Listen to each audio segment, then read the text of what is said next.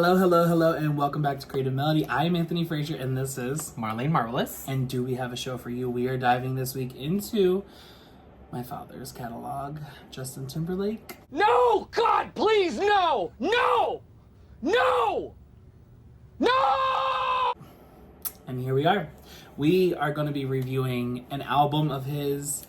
It is his most recent album, Everything I Thought It Was. We are going over all 18 tracks. So, sit back, relax, and enjoy the show. Because we got some opinions. All right, let's dive into this.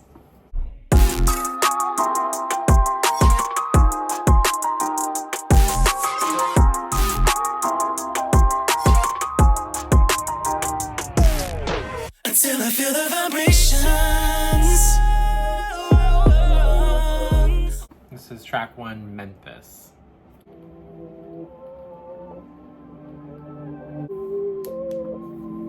Who cares if you can answer bars? They said stay. And whatever, who cares if there's too much on your plate? Whatever you do, just make us proud. You gon' be a star, they said. They said to be a part of it. Long as they need you, you don't need her. Ain't gon' be no crying from the club. Ass and titties. I lost my voice like a pastor, faster than a Harlem shimmy. Yeah, if I don't wake up in I fly myself up next to it. I fucked up some comments with you, but you can remember the best of it. I'm everything you thought I was. I'm everything thought it was. It was everything I thought it was. Okay. So we get the title of the album reflected in this song at the end there. Yeah. It does kind of feel like this is very reflective. Yes. Obviously, the song is a reflection of his past. It also seemed like, kind of like he was stating, like, everything happened and it happened for a reason. Like, kind of like, you know, like, it was a facade and he had to put on this facade to kind of make it in the industry and in his life. And no matter what he did, you know, between like breakups and love and this and that and, you know, career and scandal and whatever, it was like, that was all for a purpose of being famous. And at the end, that's his like kind of like proclamation, like, I'm everything you thought I was. I'm everything I thought I was. It was everything I thought it was. Kind of like, I own it. Like, these were just things that had happened and that had gone on along the way. And I own that. And I take that as my own accountability. I feel like there was a lot that was said in here. What I don't like, though, I really don't like how he sung it or rapped it or whatever that was. Yeah. Because it was very Drake. I'm so sorry, but I literally had to go look at the credits and I was like, did fucking Drake touch this? I swear to God. Because I just couldn't. I really just couldn't. I don't know. It felt, I mean, okay, yeah, he calls it Memphis. I see that he mentioned Memphis like one fucking time in here. I probably would have named this Everything I Thought It Was and just abbreviated it. Yeah. Because there isn't a song in here that says that. Yeah. I don't know. It's just a little, I don't mind it.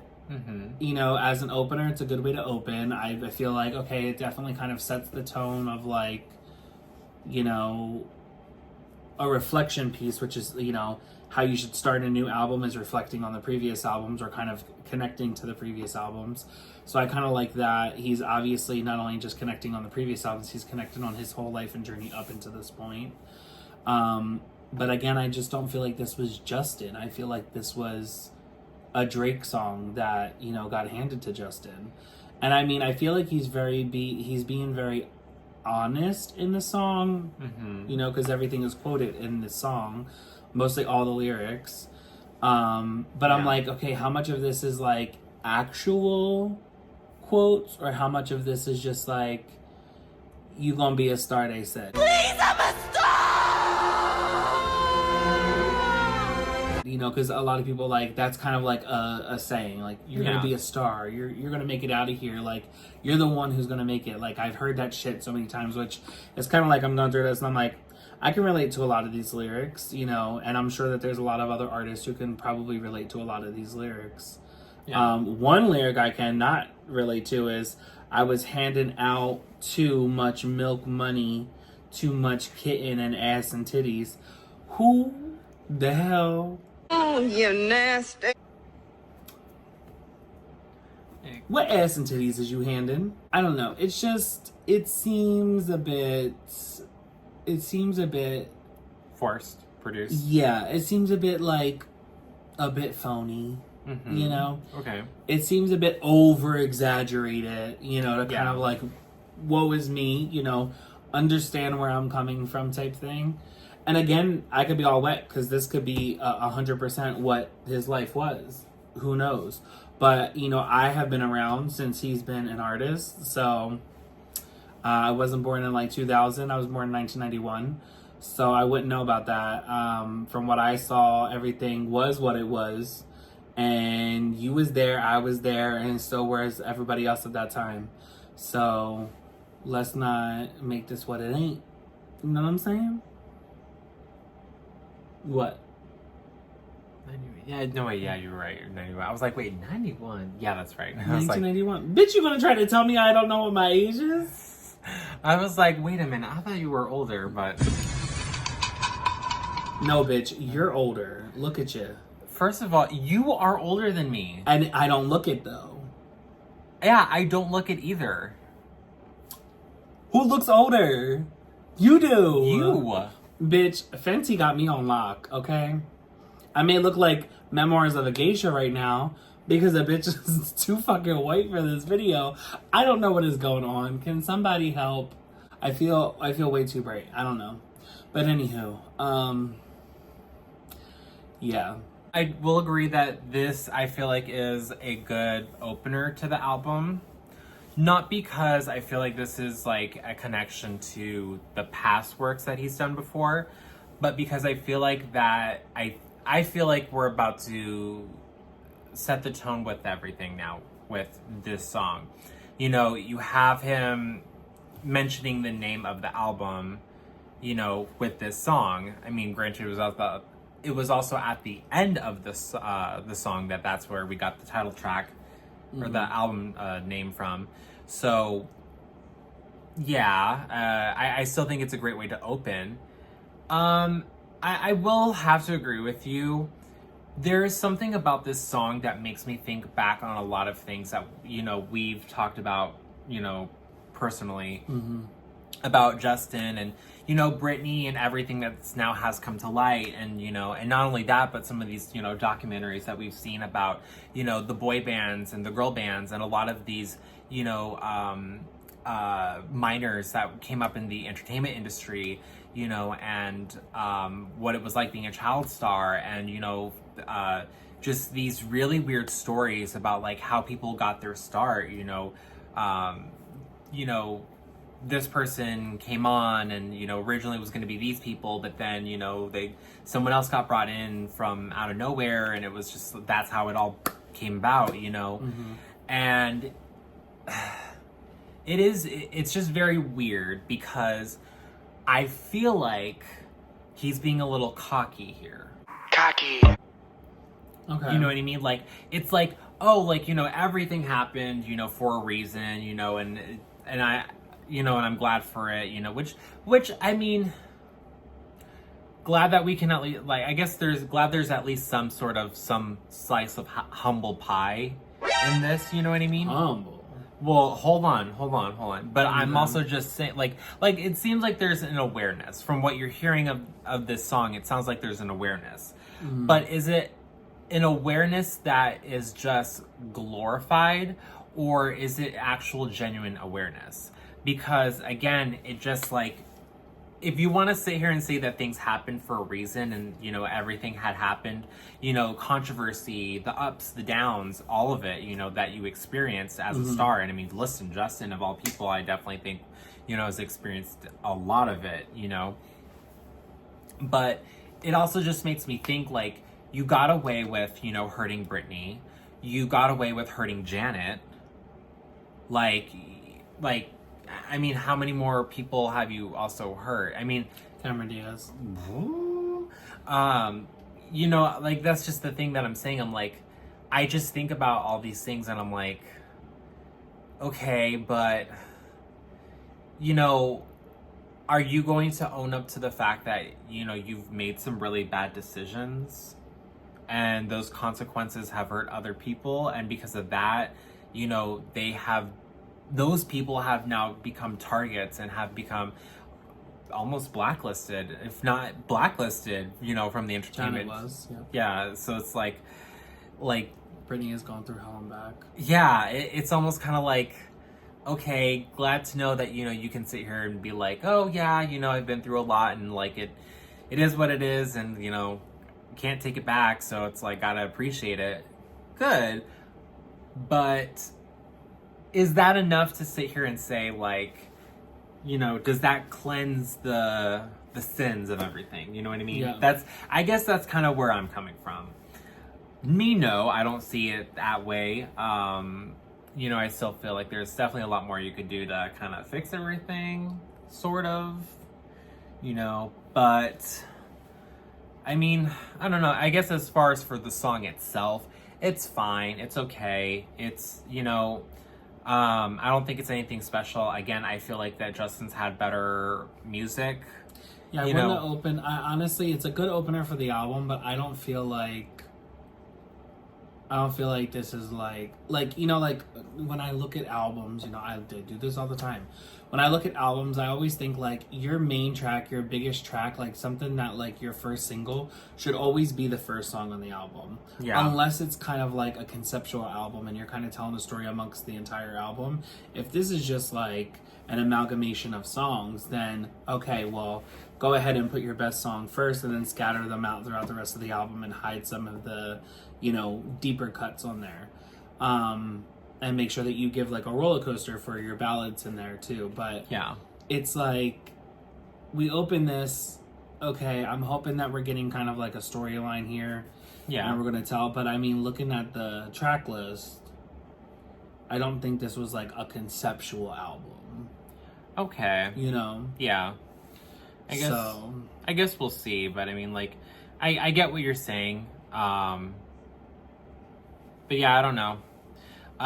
If you had to rate this song, what would you give it? I forgot about that. Probably a 7. 7? Okay. Yeah, I think I'll agree with you. I'm still on the fence about it, how I feel about it. Again, I'm really not the biggest Justin Timberlake fan. I do like... You're not me. Yeah. Okay. I have there are a few songs that I do like by him. Mm-hmm. But I mean, from what I know of his catalog, from what I've listened to and what I like, is this a song that I'm like gonna go back and be like, oh my gosh, I have to hear this song? Yeah. No. But I mean, as far as for the album, I think it's fine. It's okay. I think it's a great way to open the album. Again, if it's conceptual, yeah, we'll see how this goes in terms of being conceptual. So just to give a little bit of context to this, I am a huge Justin Timberlake fan, like really huge Justin Timberlake fan.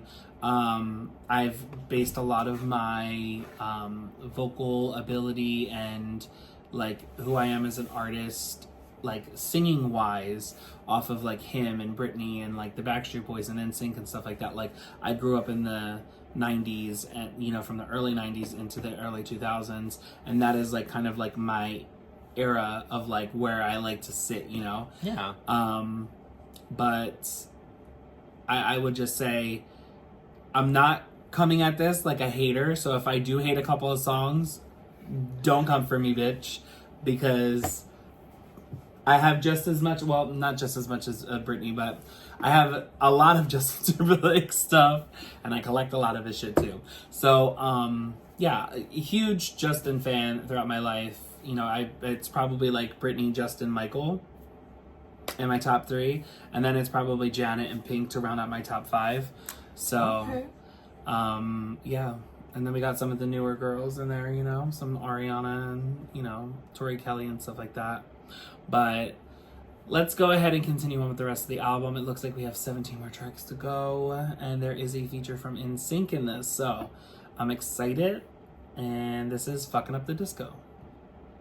Hey, baby, listen, I got this great new JT album. But a scene and we both know top license though, really though.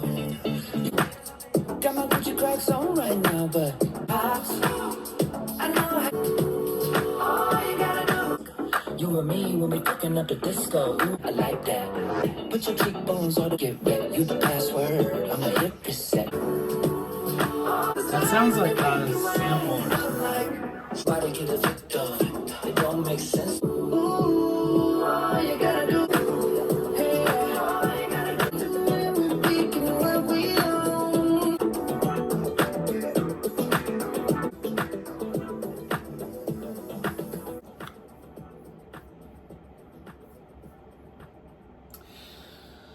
Okay, I mean, I like this. I just, I'd probably say that this is more like an 8.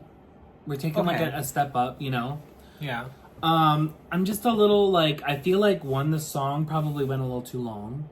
Really? Yeah, I think maybe we could have like cut it earlier. We got the chorus too repetitive. This also kind of gives me vibes of the 2020 experience. Okay. I feel like it's like touching onto a couple of those songs. Like, what is that one song? Midnight Summer's Jam from the Man of the Woods meets the Take Back the Night vibe to me.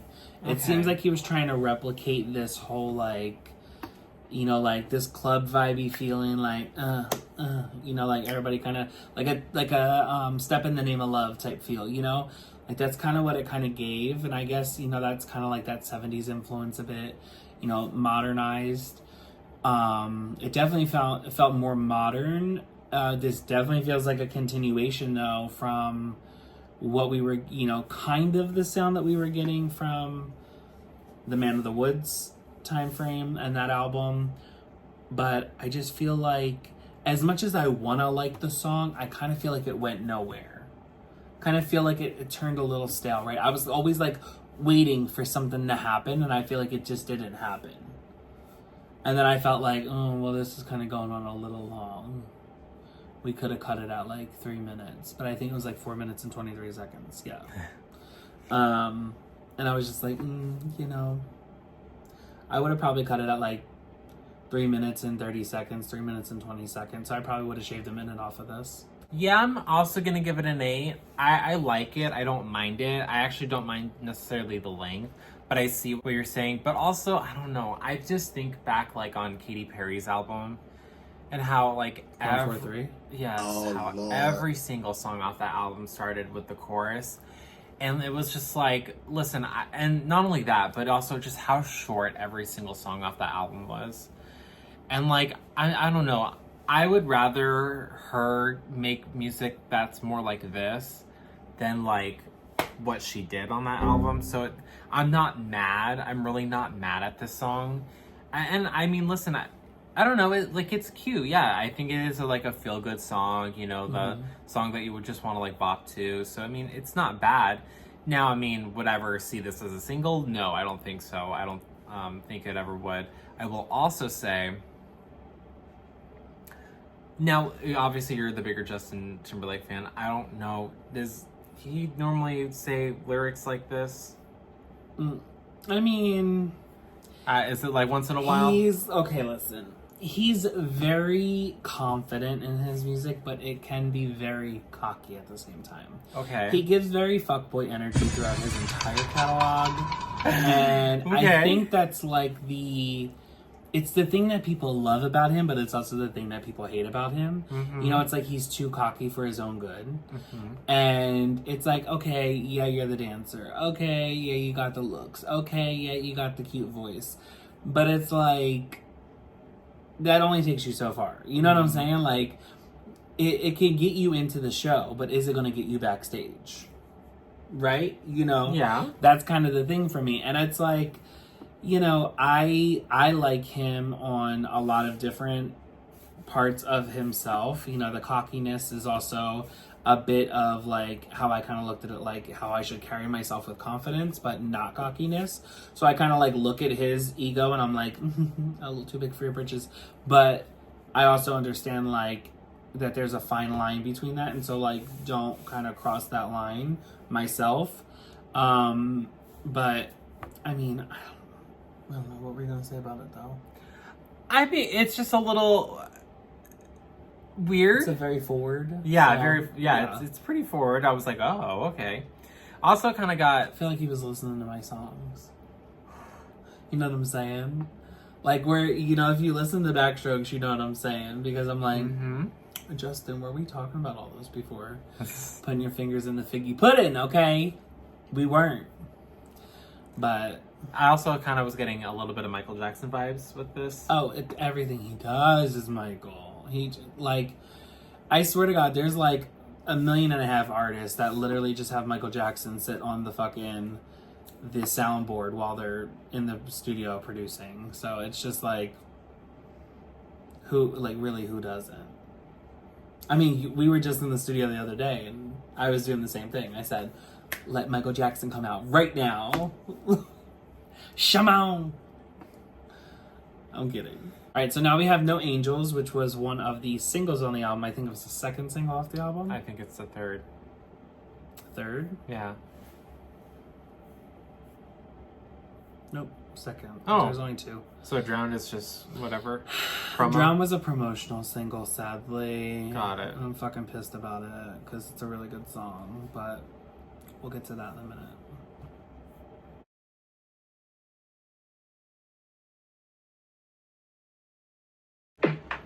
One moment or two, like that, with that, like dance floor. Forget tomorrow. It's all about timing. Cause when I'm attitude, I've never seen it quite like a moment or two. All the wings of angels here, moment or two. I thought of a line and I've chosen.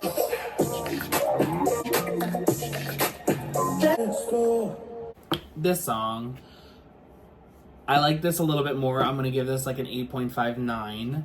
I feel like No Angels probably should have been the first track on the album, truthfully. Oh, okay. I feel like it probably should have opened up the album because it kind of gives me that, you know, like a touchback to a lot of his other albums. You know, I mean, if you go back to the Future Sex Love Sounds, you got Sexy back. I mean, you got the Future Sex Love Sounds and then you have Sexy back. So it kind of like sets the tone there. And then on Justified, you have Senorita and like I Love You. Honestly, no, I probably would have put this as track number 2. I probably would have put it as track number 2 on the album. Just because I feel like it's a little bit more, it's that energy. It's kind of like what the album's needing and what it was lacking in the first 2. You know, if it was back in the day, you know, when you would just like get a CD and put it in the car or a cassette or an 8-track and you had to go through each track to be able to get to the next one, I probably would have stopped listening on the first or second song.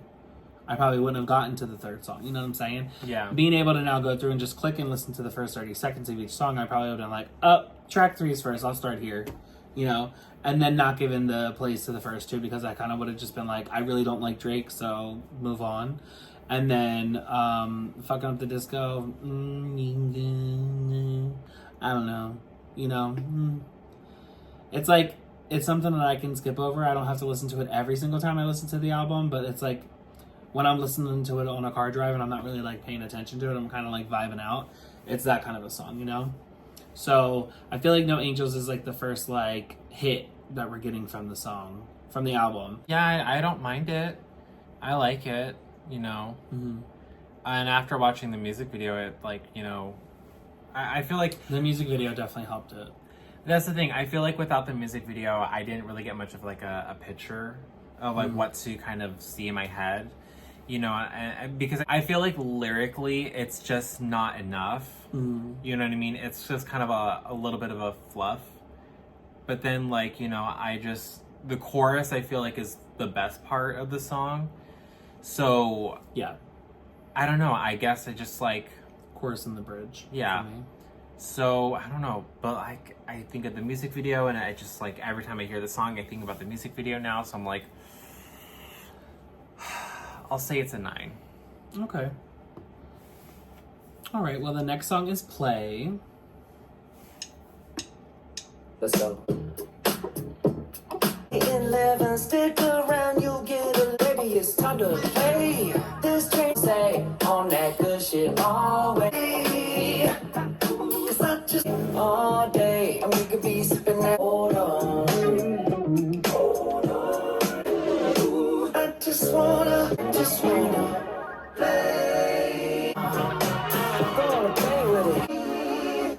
I will say, I find it very funny, you know, especially since we're reviewing Blackout baby, next. listen, I got- The first track, Memphis, and the fourth track, Play, were both produced by Danger. Bruh.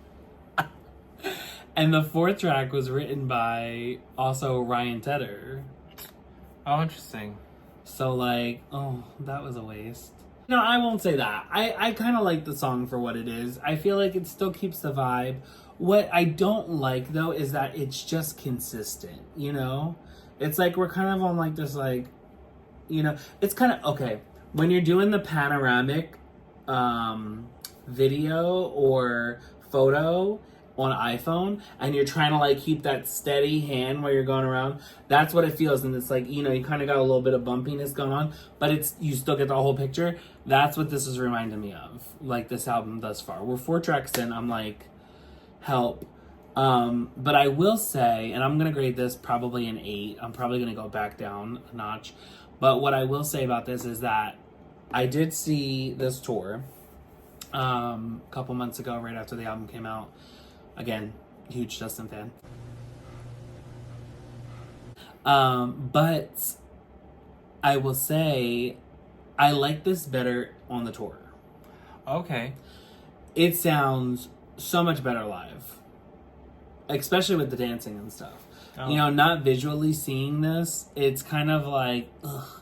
You know, I feel like it worked way better on tour and performing it rather than it did as a song on the album. Okay.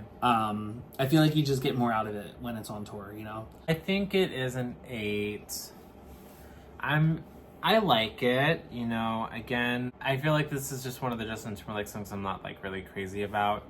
I mean, I do like so far now, like the vibe and the sound that we're kind of going for, which is like, I don't know, now hearing this, it's like the first song does not really Depict the album. Yeah, it's really not depicting the album, so it's very weird and very interesting to kind of see what's going on now in this album. So I don't know. I see what you were saying about like it's just kind of like stays consistent. I guess I wasn't too mad at that. I mean, normally I don't really like that. I feel when we review these songs, because I feel like, you know, we're always just like, you could have done something, but yeah, I mean, I feel like you do need some sort of excitement in this album. Yeah, and I don't feel like we've gotten it yet. I feel like we're like these are like decent songs, but are they great songs? You know, like, are they amazing songs? It's like there's 2 more levels we could hit, and we kind of just were like, you know what, we'll stay here. And it's like, really, truthfully, it could have just been in the production. We could have just went for more in the production, but I feel like we've kind of already heard this from Justin, you know? And again, listening to the rest of his catalog and knowing what I know, it's like, you know, I heard this on the first album, I heard this on the second album, I heard this on the third and fourth album when they're combined, you know? Yeah. 2021 and 2. And then you got part 1 and part 2, I should say. And then you got, you know, the next one that came in, you know, fucking Man of the Woods. And I'm just like, girl, he should have never tried to put that country influence in there or that southern influence. It just wasn't it. Mr. Randall. You know that was actually going to be his name, his stage name. I think it was like Justin Randall, because Randall is his middle name. Randall. But yeah, so they wound up, I think it was Lou Pearlman who actually talked him into doing Justin Timberlake instead of, but he wanted his country name to be like his first and middle name. Okay. Mm-hmm. Also, can I say that this kind of gives me a little bit of Prince vibes? 100%. The album is definitely a nod to Prince, I will say. Oh. Yeah. I would say the whole album is probably a nod to Prince. I feel like you kind of can't listen to this album and say, I don't know who Prince is. The next song is going to be Technicolor. It is the longest song on the album. It's 7 minutes and 17 seconds. But I do know that there are technically like 2 sides to this song. So Technicolor is in 2 parts. And let's see which one we like.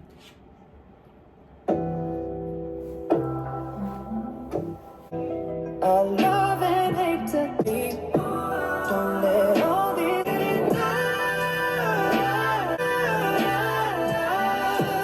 don't let all these lights say. Now, this is when we transition into the second half of the song. Real quick, I want to kind of touch base on something. It's funny how he said, my Marilyn Monroe, but the modern day, because a lot of people claim that Britney is the modern day Marilyn Monroe. Just saying, they do a lot of comparison with her pictures. And funny enough, we found out that Britney and Marilyn are actually cousins. You are the father!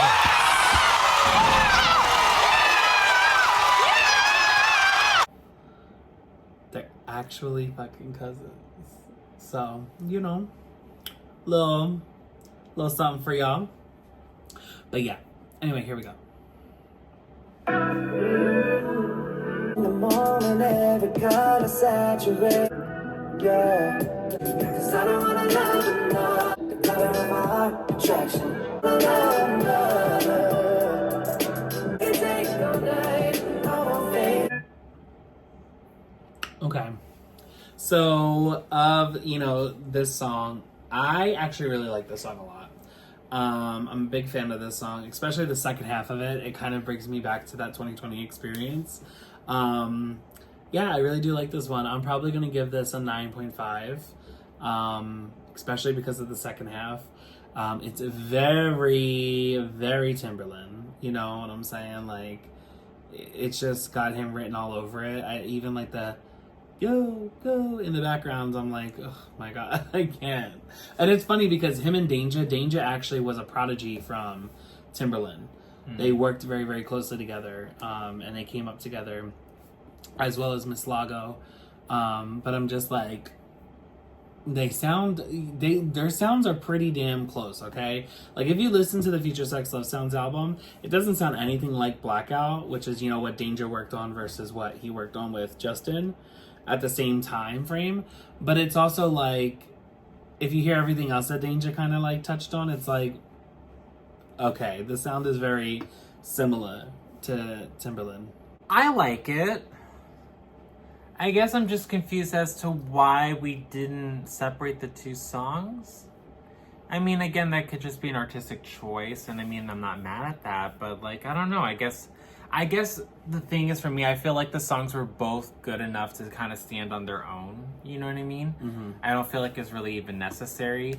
I don't know. I like both.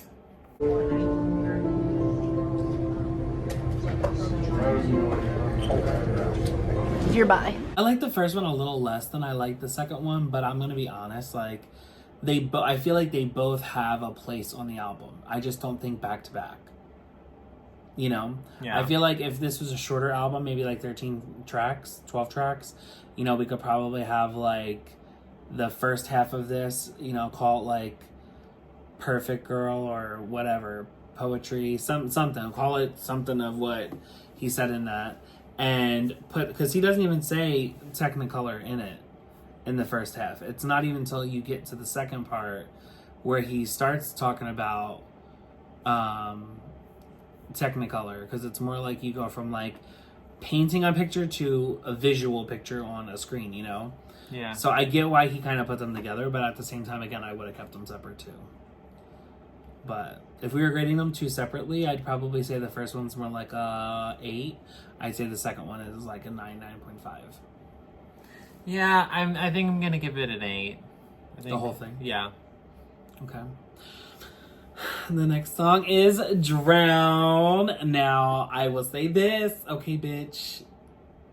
This is my favorite song off the album. I think. I don't know, I haven't heard this album in a long time. I listened to it like when it first came out, and then I was like, oh, we're gonna do the channel, so let me just like stop listening to it. And I went to the concert, and that was it. So I really only listened to like 2 songs off of this album, and it's Selfish and Drown. I really try to like not listen to the rest of it, just so I could kind of like have like a fresh mind coming into this. What? Really? I could have sworn you were listening more. No, we only listened to this album once, I think. Oh. Yeah, that's why it's kind of like a bit more refreshing to me, like hearing it and also seeing like the lyrics and stuff. It's like, you know, some of it's catching me off guard. Okay. But okay, so Drown is my favorite. But yeah, I think it's my favorite. We'll have to go through the rest of the album, but here we go. All right, track 6. Surface in the key, my head above it. Tell me exactly who you are. Apologies, you cried. Yeah, yeah, you do it to me every time. Down below all of your life. It's a mess. Got followed you this far now. But sometimes ooh, babe, you it's about to break.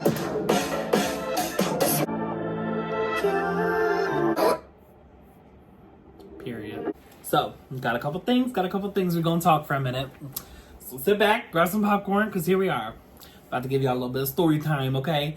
I absolutely love this song. I really, really do. It really pulls on the heartstrings because it feels a bit nostalgic for me. And I'll tell you why. It feels nostalgic because it feels like this is a continuation, like, of Cry Me a River, to be honest. Okay, so, like, look at it. Like, we got Cry Me a River, right? And then on the second album, we got What Goes Around Comes Around, right? And then a lot of people think that we got another song on the third album, Pair of Wings, which I completely agree. I think that Pair of Wings is definitely a song to Britney, about the child, whatever, right? Pair of Wings is it feels like it is like a callback or a reference to or a reply to Britney Spears' Every Time. 100%. There's just too many, things that are kind of similar. If I was Justin and you didn't hear Every Time, you lying, because that was her reply to your Cry Me a River. But anyway, this also feels like it's in that same piece. There's also another song called Perfect for Me from the Trolls album. I think it was the second Trolls soundtrack. Perfect for Me, it again feels like another song about Britney. It feels like about this heartbreak that he just kind of can't get over. Like, and a lot of Justin fans, again, I'm in the Reddits, I'm in the chats, I'm seeing everything, I'm in the fan clubs, and it's like, oh, everybody needs to let go of Britney. Britney's in the past. He's not thinking about it anymore. No. Listen, us as songwriters, us artists, we hold on to every fucking relationship, okay, bitch? I'm letting you know that right now. Every single relationship to us has a specific time and period, and we do reference back on it. If you say that you're not, or that you're not doing that in some sort of way, I can definitely tell that you are an Aries, or, no, Sagittarius definitely, you harp back. You might be a Virgo, bitch. You might be a Virgo. I'm just saying. If you're trying to say that this isn't for you, you either an Aries or a Virgo. Or you could be an Aquarius. I don't know. Some Aquariuses don't remember their past relationships. But... or their current ones. Or their current ones. But what I'm saying is that this definitely feels like it falls down the track of the Cry Me a River, right? And it's funny because on tour, he performs this and Cry Me a River back to back. Okay? So, don't tell me that this song isn't about Britney, because it's definitely about him, because it can't be about Jessica Biel, right? They're still married. They still have 2 kids together, right? They're still in love, right? This is definitely about a breakup. This is definitely about somebody who hurt him in his past, and he feels like they left him out to hang. Now, I will also say this part. It's very accusatory, though, this song. Mm-hmm. And it really pisses me off, though, because I do love the song. As much as I love the song, I'm listening to the words, I'm reading the words, I'm following the story here. And it's like, I feel like this was probably one of the last songs written for the album. I'm just going to put that out there, right? That's just how I feel. I feel like it is. I feel like he said nothing about Britney's book. This was his reply. This was his reply to all of her accusations or allegations about him in the book. This was the reference. This was the reply to that. And he was like, you know, it's just like, you left me out in the deep end. You left me hanging. You left me on so many different things. When truthfully, Justin, I was here for the story. We all know the story, okay? Britney's book just kind of shined light on more things of like topics that were just hidden details that we just didn't know about. But really, you look like the fuckboy. You know, that's what I'm saying. Like, you played the role because that was you. Like, just own up. Yeah. Just own up to some of the things, right? Did I lie? Did I lie? Did I fucking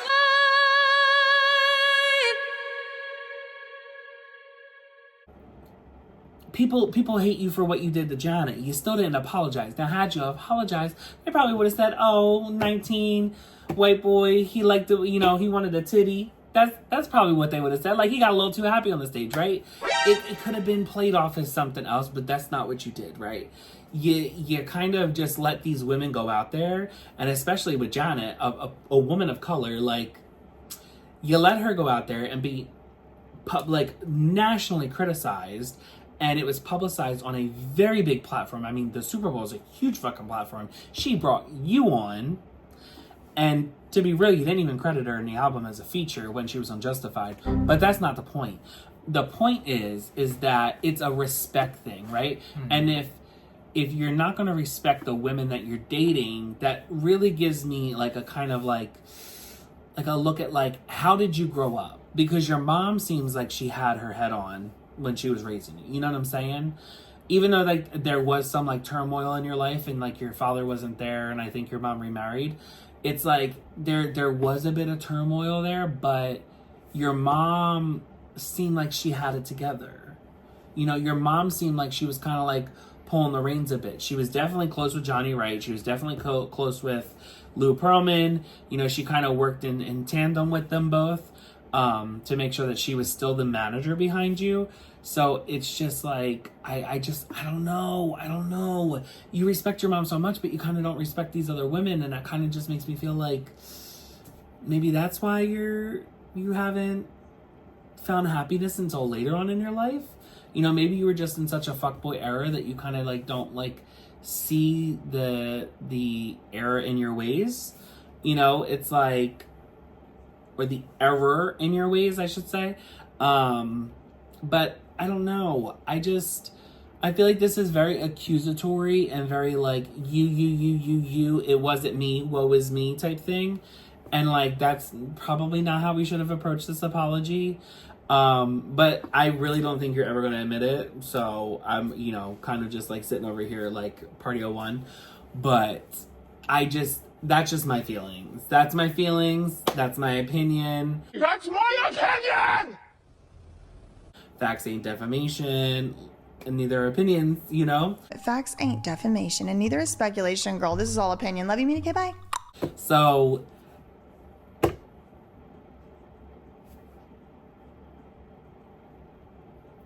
you know, real recognize real.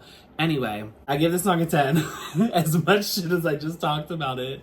And that's the thing, like, I could love a fucking song, but you could be messy in the process of writing it. You know what I'm saying? Like, you could have been a messy ass bitch about this, and you were, but I still love it. You know, I still love the song. I love Cry Me a River. Cry Me a River will always be one of my favorite Justin songs. But it's like, you know, you was messy. You was messy. And I think you're gonna, you know, really, it lends ear to these gay accusations because sometimes, bruh, like, it's like you love the drama. You know what I'm saying? Is it me? Am I the drama? I don't think I'm the drama. Maybe I am. Like, and a lot of gays just love the drama. We just really love the drama. You know, we're just all here for it. Like, key. And at the end of the day, it's like, girl, you don't care who got hurt. For real. Like, you just, like, everybody's sleeping with each other's mans out here. You know, like, you go to a gay party and it's like everybody slept together at some point in time.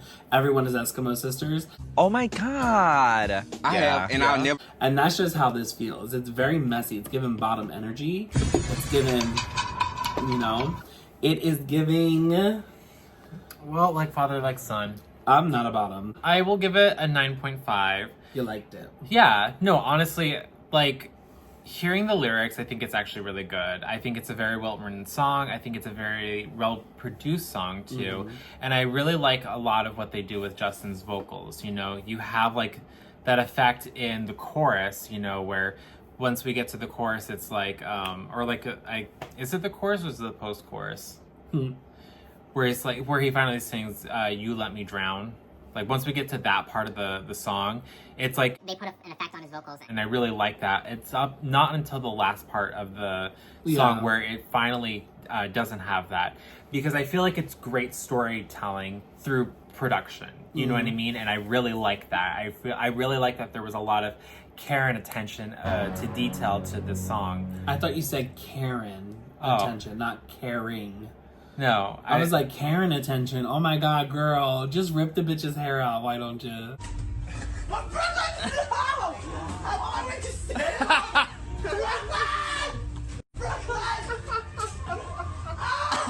No. It's, there's a lot of thought that was put into this song. So, but I will have to echo off and agree with a lot of what you said about, you know, the song and about Justin, because it is very weird to have someone kind of point the finger, especially of all people, Justin. Now, listen, again, while Justin isn't necessarily 100% perfect, you know, it has made a lot of mistakes and a lot of big mistakes that have hurt other people in their careers. You know, that's not to sit here and say that there are things that go on in his life and his relationships with other people that, you know, where he has been a victim. You know, you can't necessarily say that, you know, he's never been a victim to, you know, things or whatever. And again, is it about Britney? I mean, the fact that this song came out right after her book was released and all the things that, you know, she brought to light about her relationship with Justin came out, but also not only that, but it's also like you're performing this song right after, is it after or before Cry Me a River? I think it's right before Cry Me a River, and then Cry Me a River is right after. Yeah. So, like, yeah, so it's like, I don't know, I get it, but it's also like, do we get it? It's too much of a coincidence to not sit here and say that this song is about Britney. So, or the baby. Yeah. Either one of them. But I don't know. I think that despite, you know, whatever meaning behind this song is or whatever reason that this song was written for, I do think it's a very catchy. Yeah, it's a very catchy song. It's a great song. I think the reason why it's not a 10 for me is just because, you know, all that stuff that we just said.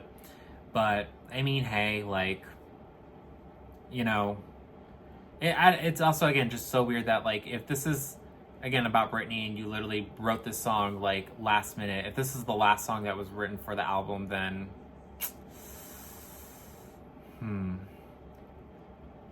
then I really feel like the rest of the songs should be on par with the production to this song. Because, again, I think that this song is pretty up there, so.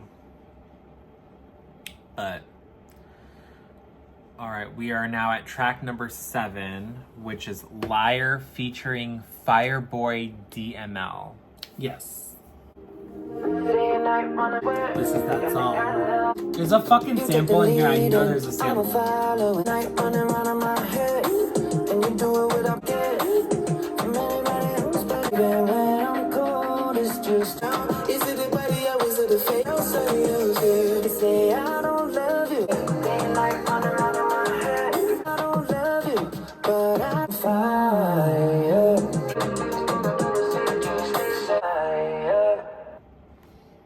Okay.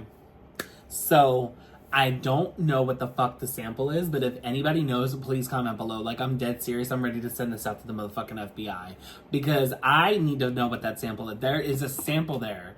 It's like, I don't know what, like, girl. It reminds me of, like, something from, like, the 80s or, like, the 60s. Like, there's something there. I want to say, like, a Supremes or something. Like, it just gives me, like, that throwback. But it also does lend an ear to the first album. What's crazy is that through almost every single song thus far, I've been able to touch back on one of his previous albums, right? This one kind of gives me that, like, Take Me Now type feel. It's like if Take Me Now was now modernized and now, like, today, it's like he was kind of like, ooh, yeah, like, let's get that vibe. Let's get that, like, that car Soko vibe type thing. And, like, not Soko, it's kind of more like Caribbean, you know? Yeah. It's like they really tried to Caribbeanize, like, Justin's sound on this, and they did lend ear to the, like, Take Me Now, you know? And again, that's, I think, where Janet was featured, her vocals at least. But it's just, it's got that sound. It's kind of like one of those deep cuts that you get. But again, like, I love this song. I would give this, like, a 9, honestly, solidly. I love this song a lot. It's very catchy. Yeah, I'm gonna give it an 8.5. Okay.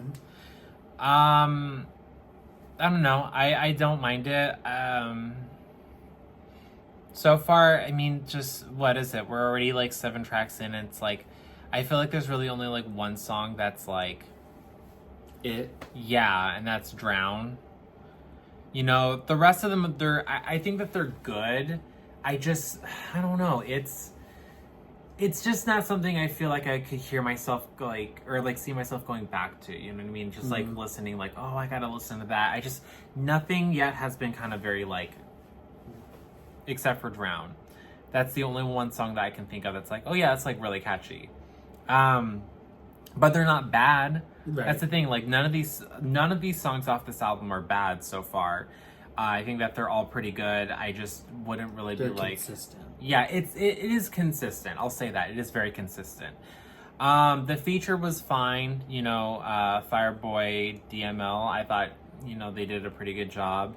Yeah, this is a pretty catchy song. I don't know. Again, I just don't think also that the production of this song matches with Drown. So it is a little bit of a letdown to kind of go from Drown to this song. And it also just doesn't make any sense to me just because, like, you have a song that's, like, you know, pointing the finger and blaming someone for something, but then it's like you have this song which is like... Hop in bed. Yes. Let's have sex one more time. So... I don't know. Weird. Yeah. So far, very weird, like... Yeah. Track list. Yeah. It doesn't really tell a story. It's just a bunch of tracks that were just thrown together. Infinite Sex. Oh, Infinity Sex. Track 8. I don't know you, I'm sure how infinite I made. I wanna do romance straight to man. Play this whole time, I had to guess. I just wanna love you for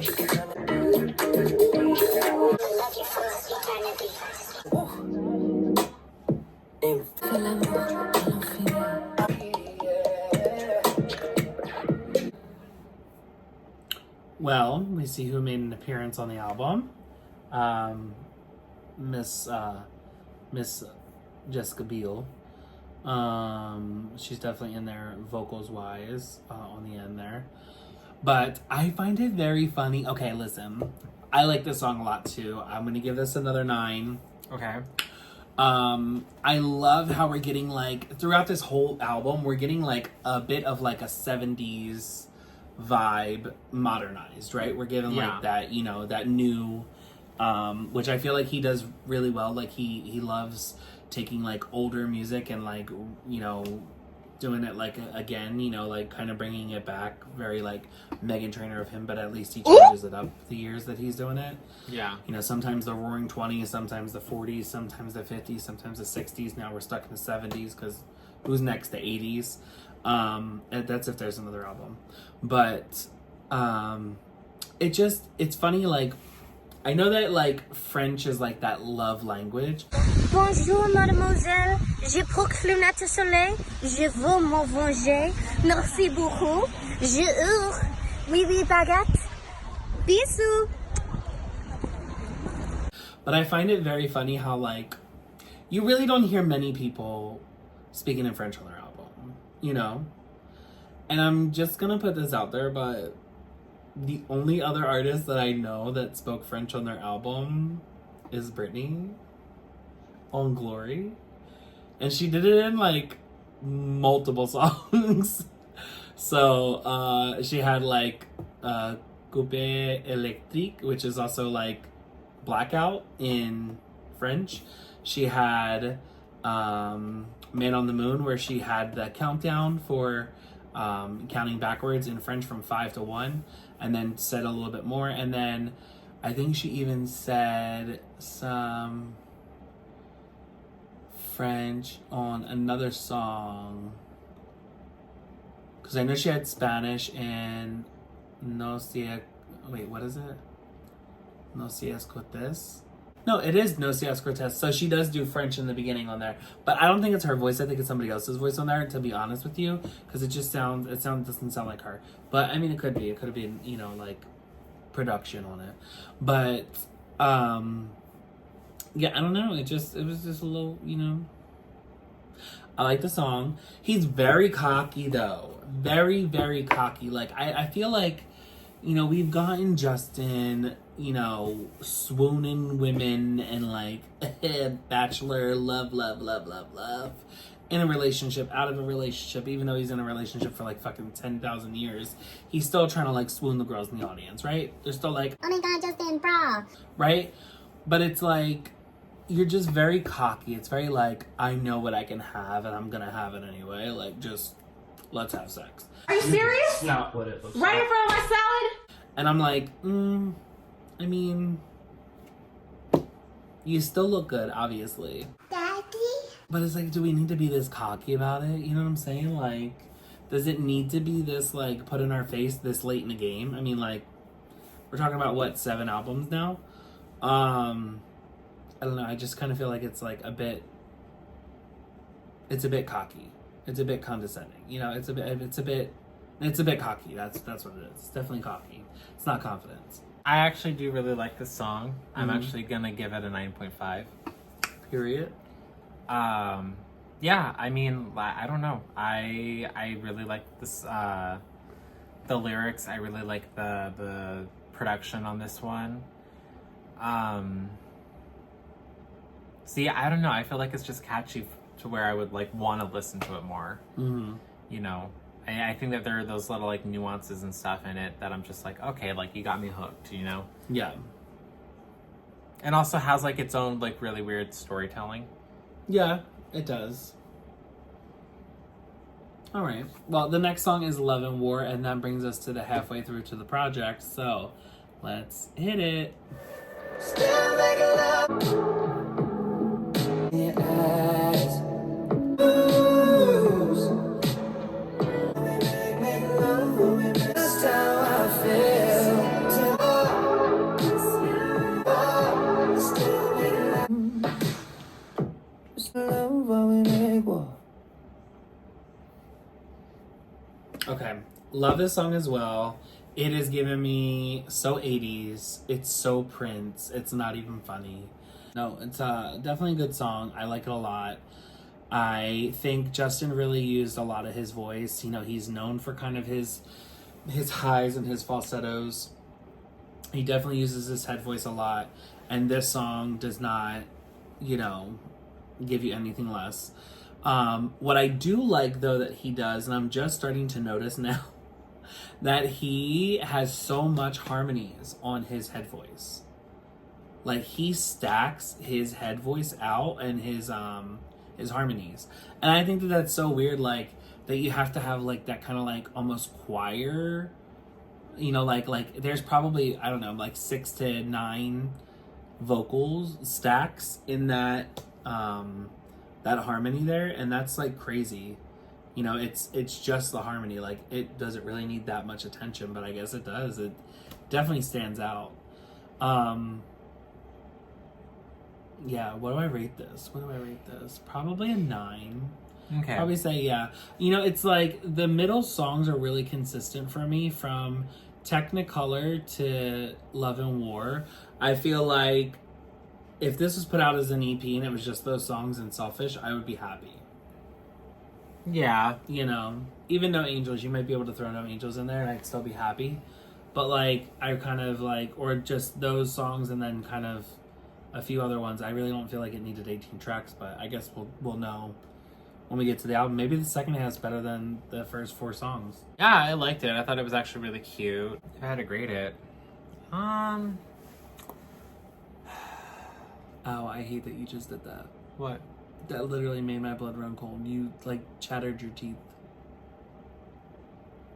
Like you went like that, and I heard it. It was just very oof. Sorry. If I had to rate it, I'm gonna say it's an 8.5. I do like it. I think it's a really good song. I think it's... She's always like 0.5 under me. I think it's very well produced. Lyrics are really nice. I think that the singing, I thought he did a really good job on that. So, yeah, Let's go ahead and move on to the next one. The next song is going to be Sanctified, which I have a little bit of story time for this as well.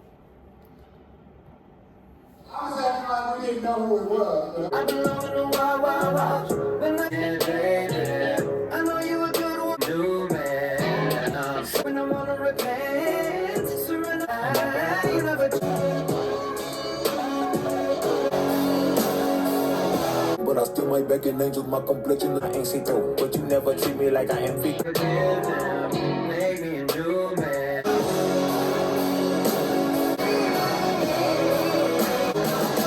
Okay. The thing about this is, like, this seems like it's supposed to be like a church song, you know?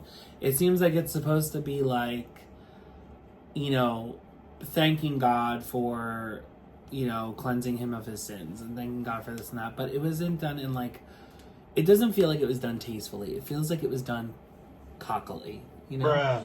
It was definitely too cocky, the way that you tried to say this. Like, Yeah. you know, so I come alive every single time we interchange. Yeah, don't condemn me.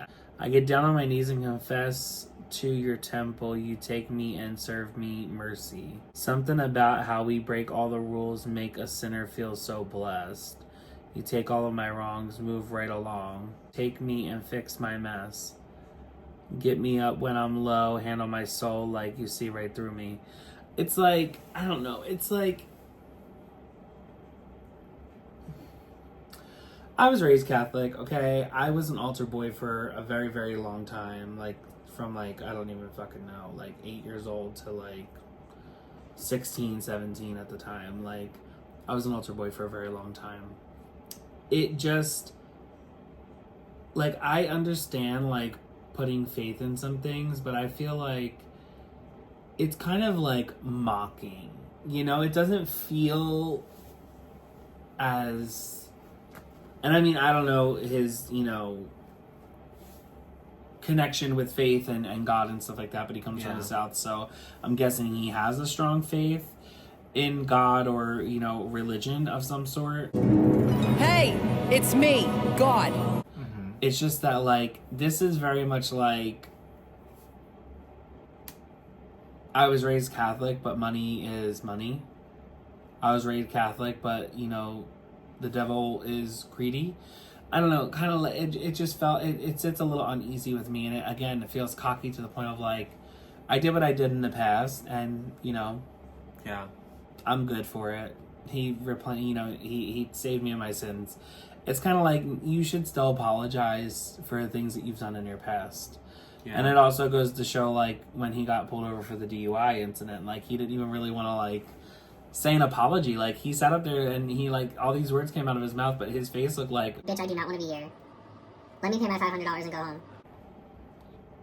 And it's like, you're Justin Timberlake. You are Beyonce. If they don't make an example out of you, what are they supposed to do? Pick on the peasants? They're just supposed to pick on the poor people that, you know, run red lights, the regulars.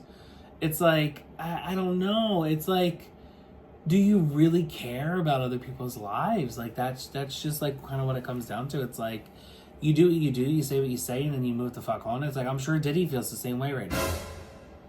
I really do. Like, and again, like, no hate. I'm not trying to be hateful. I'm just trying to be honest. Like, it's just like, it comes off as very cocky, very, I don't give a fuck. Very, he's got my back, I don't need nobody else. You know, okay, well, keep doing that, you know? At some point, you're going to realize the truth behind it, you know? But push the facade, girl. Push the facade if that's what's going to help you pay your bills at the end of the day. I actually don't really like this song as much. Truthfully, I feel like this one could have been at the more towards the end of the album. It sounds like... I feel like it could have been off the album. That too. I mean, if we were going to have it on the album, he could have just put it at the end. I just feel like it really wasn't, like, necessary for the album. You kind of already said what you said in this song, in the first one, so it was like... that's why I'm saying it felt like it should have been put at the end, so that way it's like a full circle kind of moment, you know what I mean? Like, you went through on this whole journey and did all these things or whatever, and now it's like you're singing about being, like, cleansed of your sins. So, that's just kind of what I think. The feature was okay. I didn't really feel like it helped enhance the song, so... If I had to rate it, I'm going to give it a 5. I'm going to give it a 6. Yeah. The next one is my favorite drug.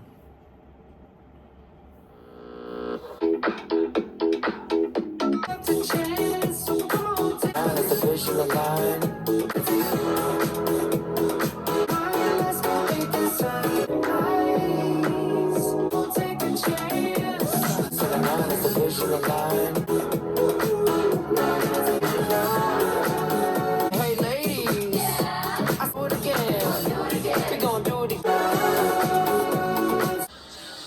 Everybody dance.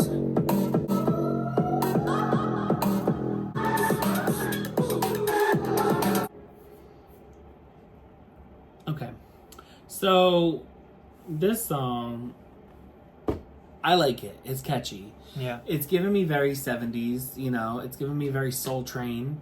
I could see this on, you know, 100% on Soul Train. I could see people dancing to it, you know, 2x2, 1x1, whatever. It also is like, you know, again, touching back on his previous catalog. It's going back to, you know, when he did the hey ladies, hey fellas on fucking Senorita. It's given that callback to that. It's given a callback to also Future Sex Love Sounds. Is this Future Sex Love Sounds? Not Everybody Dance. No, that was Rock Your Body. It's just given like those little like nods back. I think that's cool. I love that as an artist, when an artist can touch back on that and have that reflection moment. I also want to say, like, I could see this being a party song.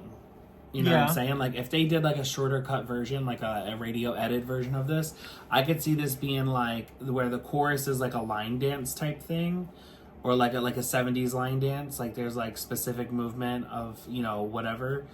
I could also see this being big on TikTok just for the chorus, you know. In a dance matter, like people could do like a specific dance for this song.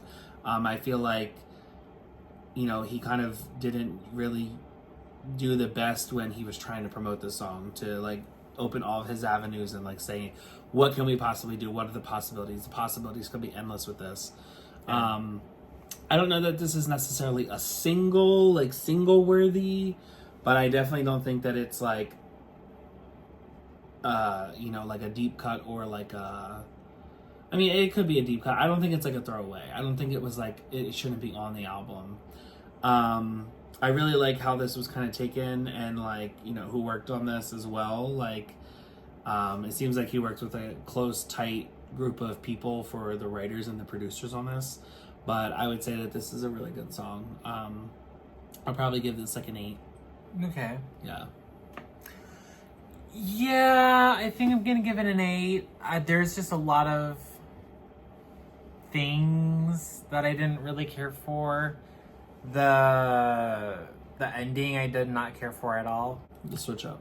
Yeah, I didn't. I liked it. I feel like he was trying to touch on a bunch of different genres, which it kind of was unnecessary. But again, you know, that's why we have this version of it. Again, if there was a radio edit version, I feel like that would have probably gone over a lot smoother. Yeah. I don't know. I still. It's a weird song, but it's also catchy. I don't know. Yeah, there's just some production things I don't really like. I don't know. But again, it's not bad. I feel like we're kind of teetering away from what was catching our attention now from this album. That's just also my personal opinion, so. Yeah, I definitely think he was trying to have a little bit of fun with it. But I probably would have put this somewhere more towards like the middle of the album. Yeah. You know, like maybe in like track 7. Kind of like to just pick up the pace again. Yeah. But all right, moving on to the next one, Flame.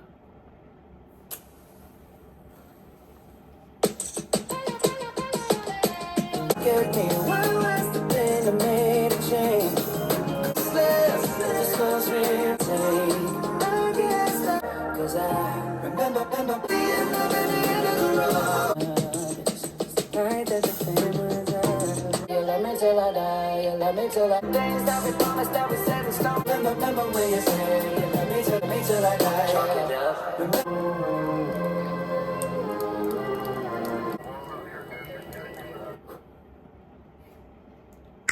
So, I do love the song, but I have some tea. So, this to me, once again, feels like another knock at Brit. It's just like, you know, oh, I'm so in love with this person, and it didn't work out, and blah, blah, blah, blah, blah, and this and that, and we had all these hopes and dreams, and it never came out to anything. And it's like, girl, please shut the fuck up about this. Shut the fuck up! I mean, listen, it's a great song. I'll listen to it all the time. But it's like, how many times can you sing about the same shit? I'm sure people listen to my music and say the same thing. I'm so serious. But at least it's different people in relationships. You know what I'm saying? I move on after an album, you know? Each person gets an album dedicated to them, and then I move on. Sometimes it's like 2 people to an album or an EP. But it's like... like, how old was this relationship? You know what I'm saying? Like, yeah. It's like, we had to put this all over the album. Like, aren't you supposed to be in love? Aren't you supposed to be, like, married and happy? And you, like, I feel like we didn't get nothing about your kids in any of this. It's just like, I don't know. Well, they got mentioned in the one song. But it's just like, it's, again, very... accusational. You're being accusatory to whoever you're singing about, like, who are you running from? Why did you do wrong? Who did you about this and that? And it's like, why are you placing the blame on somebody else? Instead of reflecting on what somebody else could have done wrong, look at how, like, what you did wrong. Look at yourself. There's 2 people in a relationship. You cannot just solely blame it on one person, okay? Truthfully, you cannot solely blame it on one person at the end of the day.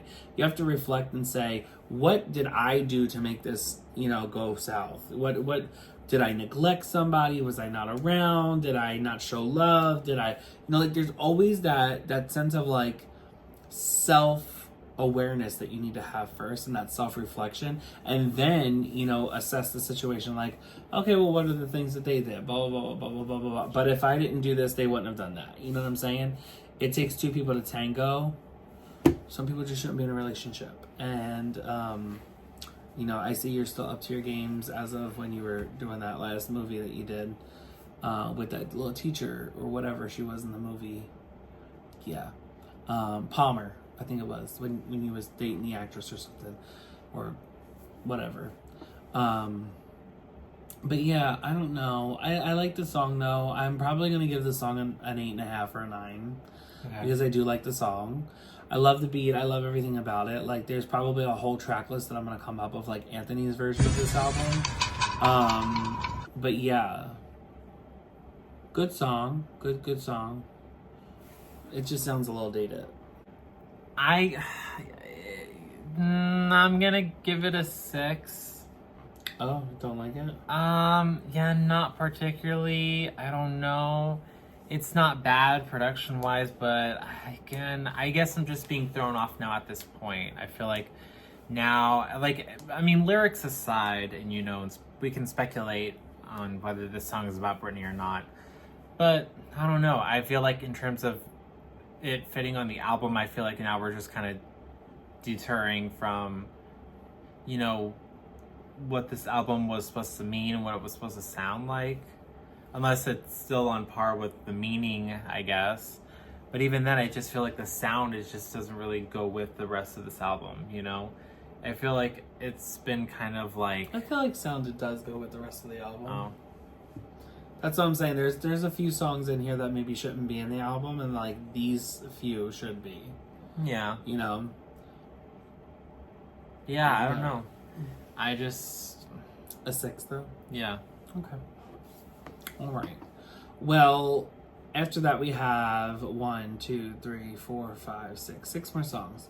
So let's go ahead and start on Imagination. Use your imagination. We can do whatever. Trust me when I tell you, baby. You heard that I could get you. So honest that the real thing is believing tonight. Think that you know. I heard you taste like change your plans. We can do whatever you like, whatever. Okay. I'm gonna say I didn't like it when it first started off, but then it started to grow on me. You know what I'm saying? Yeah. I really started to like it towards the end. I'm gonna give it a 9. It's a good song. Slow start. I was kind of getting, just by the title of the song and then the way that it started, it was like given very like, what the fuck is that song from Willy Wonka and the Chocolate Factory? Pure Imagination. Yeah, that's what it was given, right? I was just like, And then it's also given like a nod to, it was kind of giving this to me like, I mean, if you sped this up a bit, like as soon as I heard it, I was like, are we going into like this kind of like dream sequence-esque song? But again, a very fuckboy song, like, girl, it's better than your imagination. If we can only have one time in the bed, like, come on now. I am disgusted. Girl, I swear. Like, boy, you better be slanging to be talking like this. I mean, I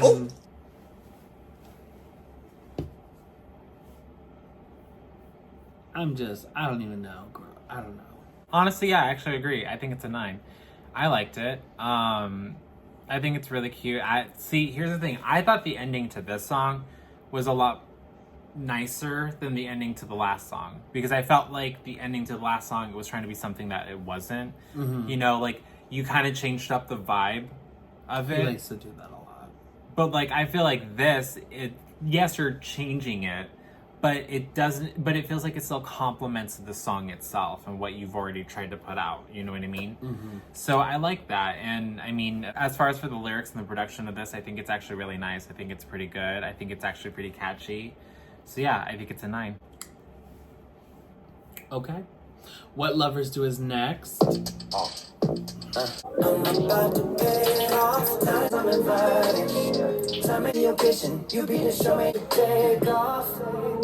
Working on your and I get it. Keeping our diet. And let's do it. Love. The things that you like. The things that get you it. Let's do it.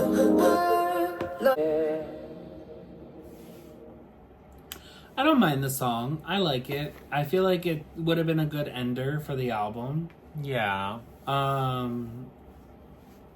It's not, you know, the best song on the album, but it's not the worst song on the album. I kind of feel like it's like a 6 or a 7 for me, you know? It's like, it's It's like middle of the road. It's cute. It's got the production. It's telling a little bit of a story. Yeah, I think I'm gonna give it a 7. I think it was fine. I liked it. Again, just weird placement. I feel like either take it off the album or find a better place to put it. Because, yeah, I feel like this could have been more towards the end. Well, a little bit more at the end, but... Like the end? Yeah. Okay. I will say, though, I kind of felt like this song dragged on, despite how short it was. Kind of like, oh, we're still going.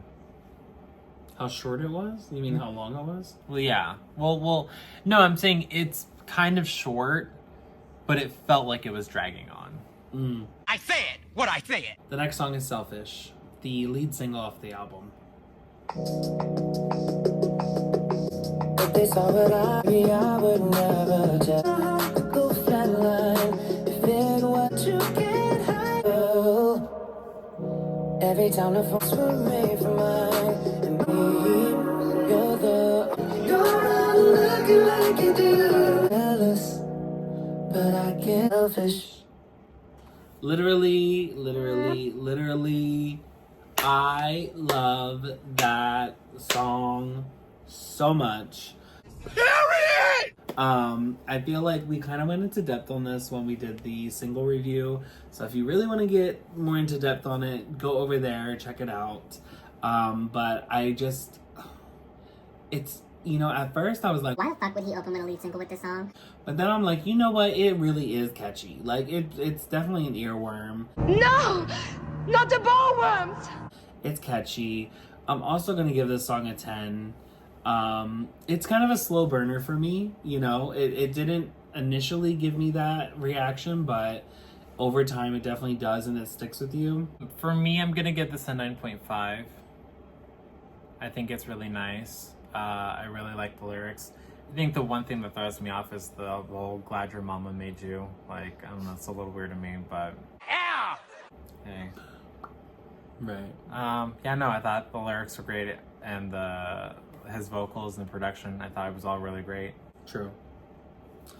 All right, well, we have another song. It is Alone. There are 3 songs left on the album. Let's go ahead and take a listen.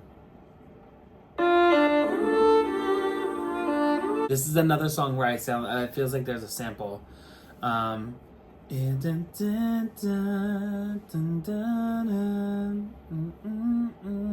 What is that song? If the raindrops turn to roses.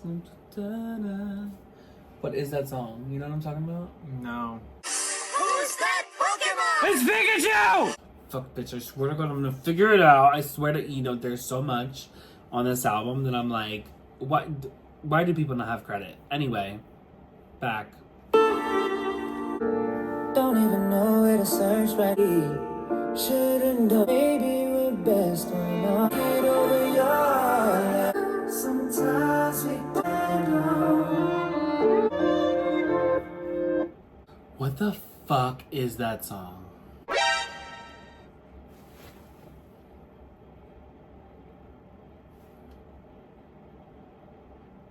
Oh my god, wait, you might be onto something. Isn't it fucking like, it's raining, it's pouring? No, girl, No? that's a nursery rhyme. It sounds like a nursery rhyme. No, it's an actual song. Oh, well. This is it. All right, Justin, I got you at your game, bitch. Checkmate 1. I'm about to get you on all the other ones. I swear to God, I'm gonna figure them out, bitch. I swear to God, I'm gonna figure them out. It is I Don't Want to Be You Anymore by Billie Eilish that he is sampling. And bitch, you should fucking pay her and Phineas, because I bet they were the only 2 on this motherfucking credit. Yes, literally the only 2. John Greenman and Rob Kanelski. And he was the mixing engineer, and the mastering engineer was John Greenman. But pretty much the producer and engineer on this were Phineas, and then 2 songwriters, Billy and Phineas. So, I mean, I feel like they should get credit.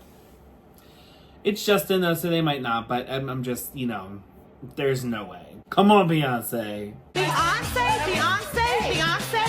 Stop stealing shit, girl. Anyway, did we rate that? Did we say something about that? No. Okay, well, now that I found out what the fuck I was looking for, bitch.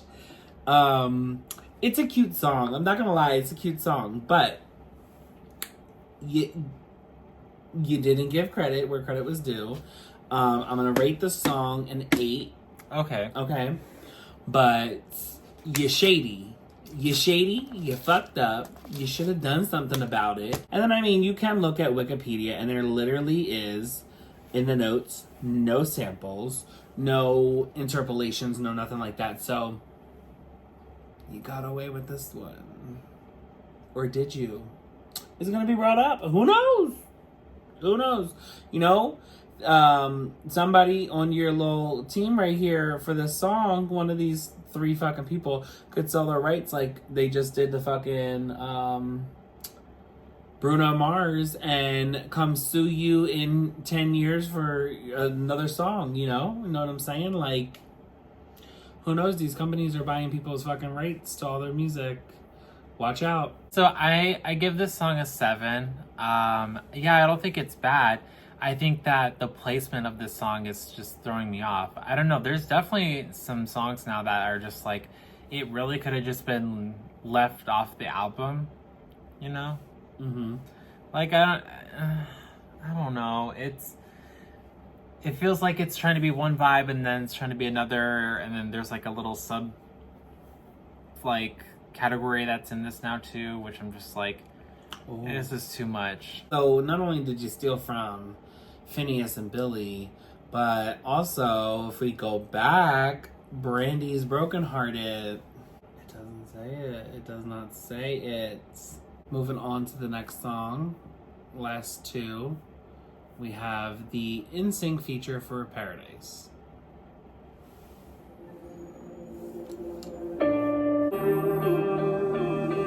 No, nothing good about down the long, long road now. Look, it would feel the same legend. I know God's plan is divine. Here under the stars, I imagine, and it's just what I'm on.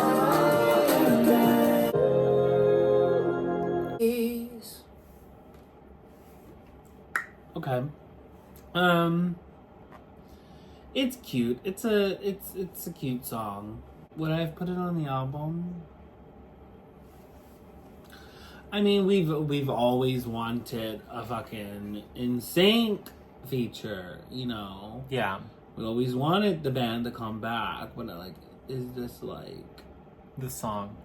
Is this the song to bring it back? I feel like Better Place is probably a better song for them. Out of the, you know, the 2 new ones, I feel like Better Place is probably more that song. But then I'm also like, this is different than Better Place. This is more like hopeful ballad. This is like, you know, that kind of like cinematic, you know, storytelling movie-esque track. I don't know. I feel like they're like completely different tracks. So it's like, But I mean, you can also look in like their top songs on iTunes and see like kind of where it is. It's 1, 2, 3, 4, 5, 6, 7, 8, 9, 10, 11, 12. It's the 12th song down. So it's like, you know, is it in their top? Yeah, it's in their top 20. Okay. You know, is it good? I don't know. It's not beating out some of their old tracks. You know? Yeah. But it is what it is. I'm probably going to rate it. I feel like a 7 would be too shady. I feel like an 8. Okay. I don't know. It feels nostalgic, but it's like, I'm just trying to think of it like this. If it were to be like the lead single or like their comeback single and this is what they put out, it wouldn't chart. Yeah. I don't think it would. If this was the only song we got, it would chart. But I don't know that it would do numbers. It would probably like fall off the charts quickly. Yeah. But it's like, I don't know. I still would have picked Better Place.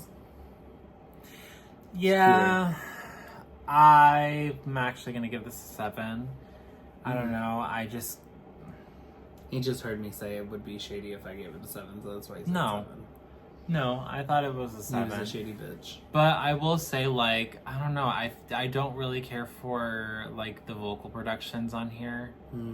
With some of the other members. I'm like, So... They put all of it behind Justin, and Justin said, they can mix their own song. Yeah. They can mix their own tracks. They'll just send them in their vocals. Yeah. Do no post-production. It was interesting. But... Yeah. I mean, other than that, I think the song is fine. It's cute. It's nice. Does it belong on this album? No, I don't think so. But.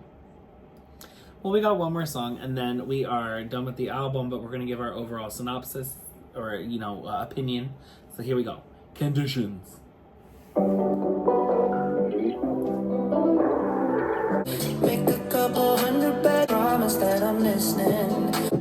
I'm just a man, I'm gonna man, no one be forgiven. Could you love me and just say you love me until you get to the morning? Could you love me under the way? I promise that I'm listening.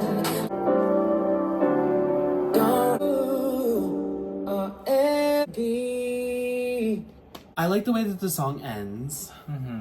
Do I like the full song though?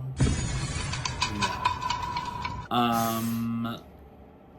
I feel like it gives that end. It's kind of like, it brings me back to Future Sex Love Sounds, how like we ended the album, in that kind of vibe. It's kind of like another song all over again kind of thing, the way it ends a bit. It's just a little bit more like faster of a tempo. Yeah. It's got a message, it's got a story to tell, it's this and that, but like, I don't know. I feel like, no. Nar. I wouldn't have put it on the album. I'd have been like, you know what, she's cute, but she isn't there. Yeah. I'd have bonus tracked this bitch somewhere, or, she would have came out on the EP afterwards. The Leftovers, or whatever, What's the album called? Everything I Thought It Was.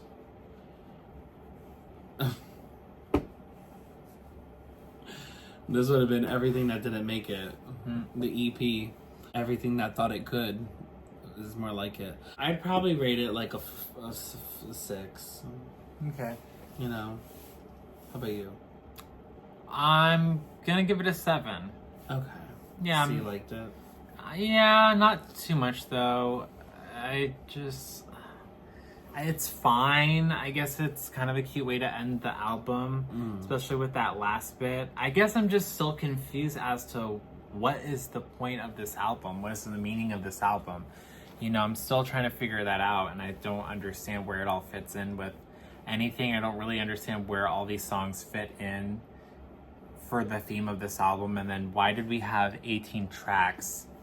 You know what I mean? I feel like if it's a lot of tracks, but I mean, like, a lot of it, I don't understand why it was so necessary to put them on the album. Yeah. So, I don't know, I'm just confused. Yeah, I'd have cut this to 12 tracks. I'd have had maybe like 2 or 3 bonus tracks. And then did like an expanded edition or like a super deluxe or a fan or like whatever. Yeah. And release some other ones, or an EP and then release some other ones with a few remixes. I really probably would have tried to, burn this album as much as I possibly could. That's what you're supposed to do. Like, you're supposed to create like that burner, that fire, or you're at least supposed to put out enough singles and videos that it does burn the album so that you keep having sales and you keep it in the top 200. I would have cut it down to 12 tracks. Again, I probably would have took out Memphis, Fucking Up the Disco and Play. Both of those could fight for a track. Sanctified, didn't need it. Imagination, didn't need it. Paradise and Conditions, didn't need them. So again, I might have put out Paradise as like the B-side to Better Days, or like put it on the Trolls soundtrack. Conditions, yeah, didn't need it. yeah, I don't know. I just feel like it was just so much. And he had like all these extra songs, and he was just like, "What do I do with them?" Yeah. Type thing. Instead of like trying to figure out like how we can make the most out of this and how we can really, you know, create that experience for the fans that like, oh, they go to the tour and they get a special song there, or like they get a tour DVD and it has an extra bonus track on that version, you know, or we have a bonus track for, you know, a Target edition, but then we also have like the standard and the bonus, you know, the standard and the deluxe albums, and the deluxe already comes with 3, but then you get a 4th track that's the bonus, and that's like exclusive to Target. I would have done it like that. Kind of spreading my time out on that, or, you know, given specific countries tracks that were bonuses, like Japan. Everybody loves to give Japan bonuses. Yeah. Singapore, all of them. Yeah, that's probably what I would have done. I feel like too much. It really didn't tell like a decent enough story to kind of like keep it going. Yeah. For me, I feel like the story kind of got like moved around a bunch, and you kind of lost it, and you had it, and you lost it, and you had it. We were between like telling a story and being a fuckboy. We didn't know who we were, you know? Yeah. It's like we were still 19 years old trying to make it out. Overall though, seeing that I like 12 out of the 18 songs, I will say, or 13 out of the 18 songs, I will say that this album is decent. Is it the best in Justin's catalog? No. Is it the worst in Justin's catalog? It's not Man of the Woods. You know what I'm saying? But is it better than Man of the Woods? I don't think Justin really has a bad album, per se. I just don't think I'd put this as like his essentials, you know? Yeah. The singles, yeah. But the rest of it's kind of like, you know, is this Katy Perry's 143?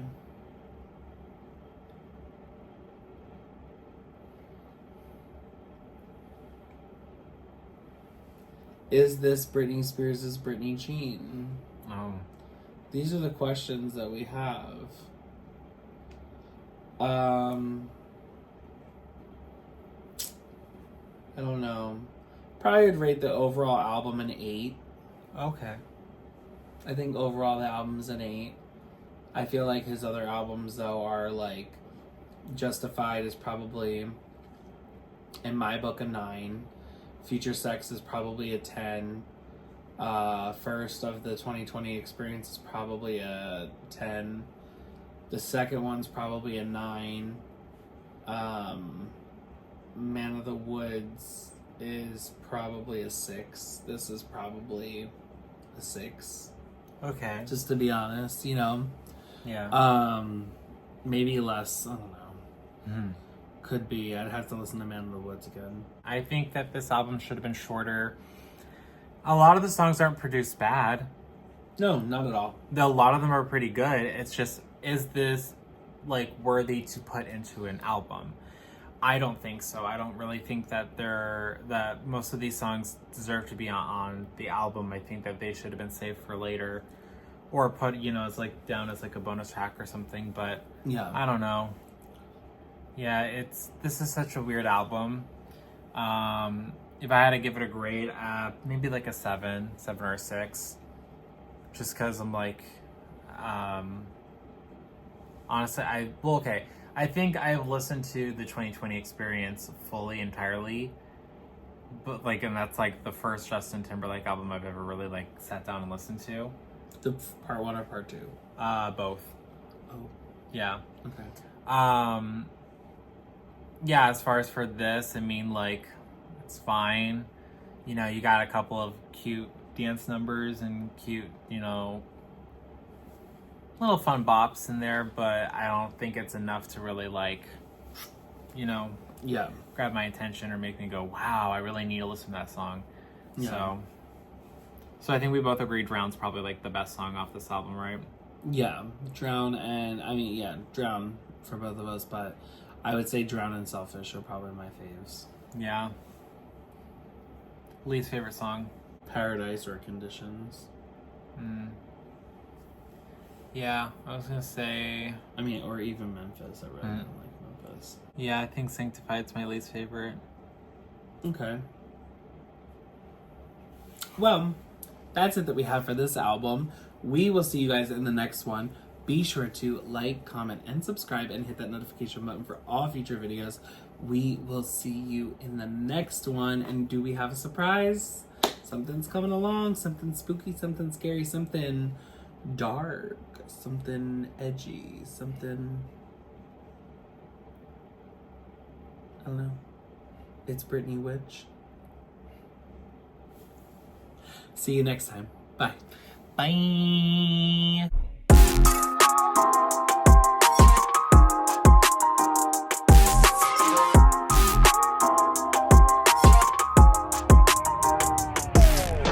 Until I feel the vibrations.